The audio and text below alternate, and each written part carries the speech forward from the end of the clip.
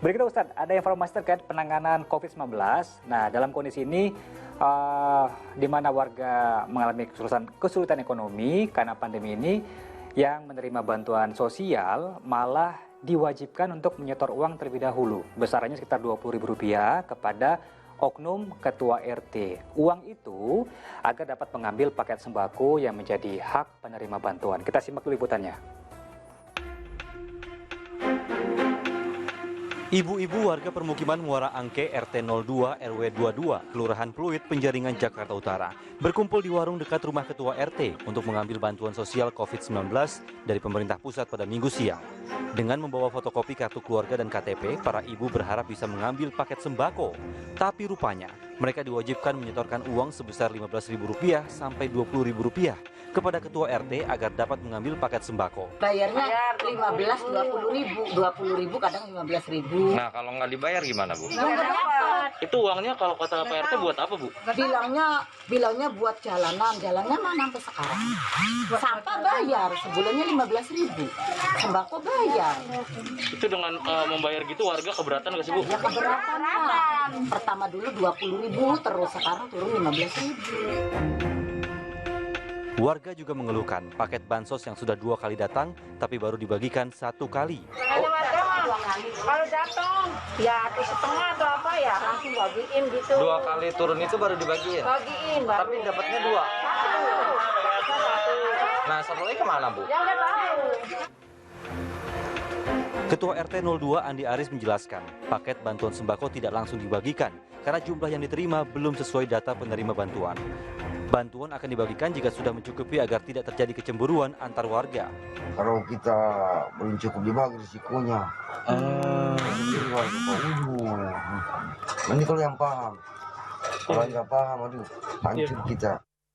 Terkait pungutan warga, Ketua RT menjelaskan bahwa uang yang diterima merupakan sumbangan sukarela warga kepada pengurus RT. Johan Teruna melaporkan dari Jakarta. Ya, kalau kita lihat dalam kasus ini, oknum, ya Ustaz ya, oknum pemimpin. Kira-kira kalau dari Islam, hukumnya bagi seorang pemimpin atau siapapun yang tidak amanah dan mengambil keuntungan dari hak orang lain atau orang miskin itu seperti apa Ustaz? Ini ngeri ya sebetulnya. Saya tadi ingin berkomentar tabayun dulu ya. Ternyata sudah ditabayun bahwa diklarifikasi ya, kalau yang tadi bisa masuk akal kalau seandainya bantuan agak ditahan untuk kemudian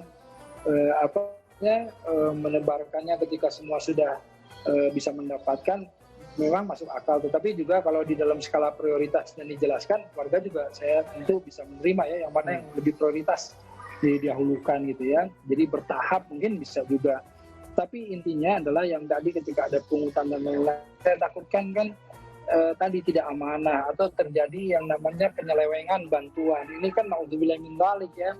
Hukumnya jelas, ini adalah termasuk satu dosa ya, apalagi wailul lil mutaffifin, celaka orang-orang yang curang. Kata Allah udah celaka gitu. Jadi artinya janganlah kita kemudian mengambil sesuatu yang bukan hak kita. Apalagi ini dalam konteks bantuan, konteks orang-orang yang sedang dalam kondisi kesulitan, kemudian diambil haknya. Jadi kan naudzubillah min dzalik, ini 2 kali lipat lah gitu ya bobot kesalahannya itu. Nah, dan ini salah satu yang memang harus ada pengawasan. Jadi bagaimana sistem pengawasan pemerintah kita ya agar supaya bantuan itu tidak dipotong-potong, tidak ada pungutan liar, tapi langsung diterima secara semua lengkap oleh penerima bantuan. Ini yang harus kita juga jaga. Jadi alhamdulillah nih, terima kasih buat Najwa TV ya yang ikut menjaga proses,